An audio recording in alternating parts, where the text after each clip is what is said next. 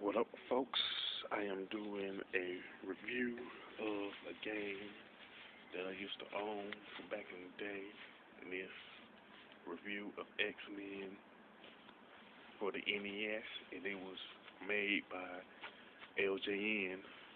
Before I talk about the X-Men in more detail, I have to say that LJN was notoriously known for making a lot of bad, crappy games like Beetlejuice, Back to the Future game, NFL football, which I maintain is the worst football game ever. You know, and it's like just different games that they didn't. It seemed like they didn't care about making a quality game. Just shut out turd after turd after turd after turd. You know, it just this game notoriously known for that. So how did and X-Men was pretty much no different than other games that I mentioned. So it's like the music was pretty forgettable, poor level design, poor graphics, and all that. And X-Men was pretty much a two-player game where where if you play with someone else, you could select, or you and your friend could select a game of one of the X-Men. It was pretty much the same thing with the one player where you had to pick the two X-Men, which it doesn't make any sense for them to do that with the one player where the person had to pick two X-Men.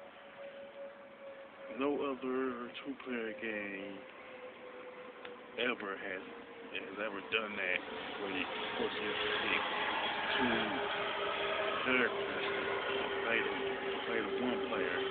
It was a straight stupid decision. Plus,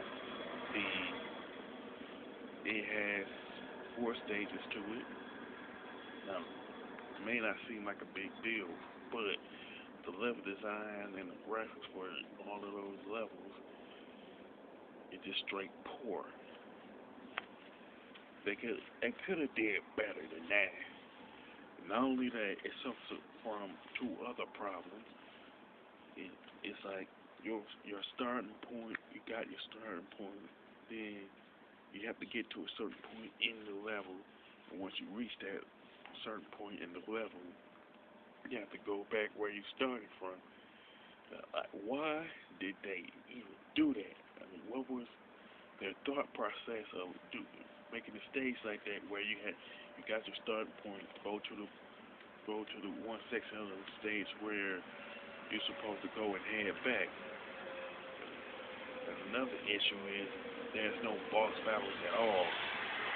There's no Juggernaut. There's no Magneto. There's no Sabretooth. There's none of the antagonists from the X-Men universe that's in this game. I mean, they had a lot of material to go on as far as the antagonist is concerned, but they didn't use it. I mean, that was just straight idiotic in my opinion. So you would pretty much agree with it for those of you who played the game. Like I said, the music is pretty forgettable. It is something that's for all intents and purposes, it's inconsistent with the X-Men to begin with. Pretty much like how it is with some of the movie games that LJN made, where the music is totally inconsistent with what we know from the movie.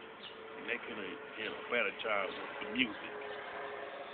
And there's one other problem with this game, is that after you beat all four levels, what happens is you have to put in a password to unlock the fifth and final level. And it's kind of like, why would LJN even do that what was their thought process into putting in a code for the final level?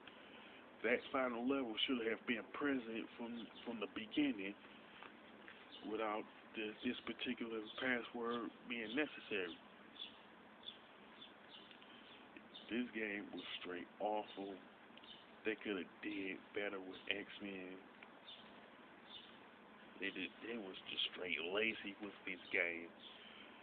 So, as far as the score is concerned, I will give it a 2 out of 10 for their laziness and their lackluster effort. This is your boy Big Mike 5989 signing off. If you like this video, thumbs it up. If you played this game, leave your comments in the comment section and tell me about your experiences with the game. If you liked it, hated it, whatever the case. And also subscribe to my channel if you like the videos that I'm putting out. And I'm signing off until next time.